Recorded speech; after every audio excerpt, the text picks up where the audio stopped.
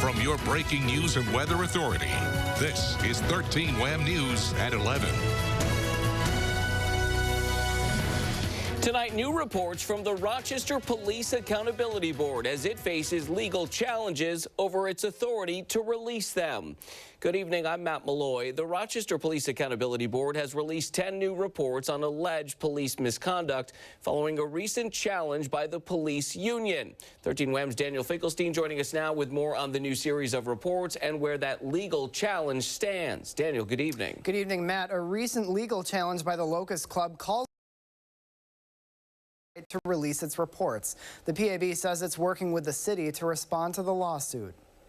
10 new reports have been published by the Rochester Police Accountability Board amid an ongoing legal battle. The new reports detail investigations by the PAB into alleged police misconduct. Some categorized as abuse of authority, failure to act, or discourtesy. After the PAB made a similar release of 31 reports in September, the city of Rochester released a statement of its own, saying the PAB essentially was acting out of bounds. Per its charter, the city said the PAB's publication of its reports, redacted or otherwise, violates local law.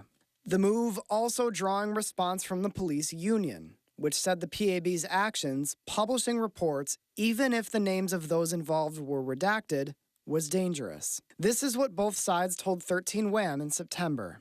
It's harmful to their reputation as a police officer, and it makes it more difficult for them to go out and do their job on a regular basis. Transparency is a cornerstone goal of this agency, and this best practice, putting these reports out in a redacted form, increases our ability to meet that goal.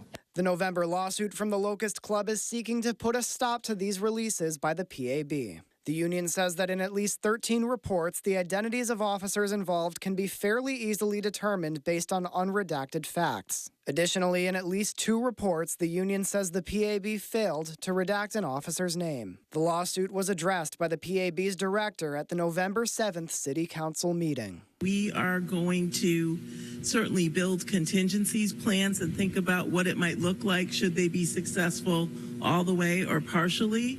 But we can't, as it relates to starting the strategic plan, we're operating from a place of where we are right now, and I think that's very appropriate.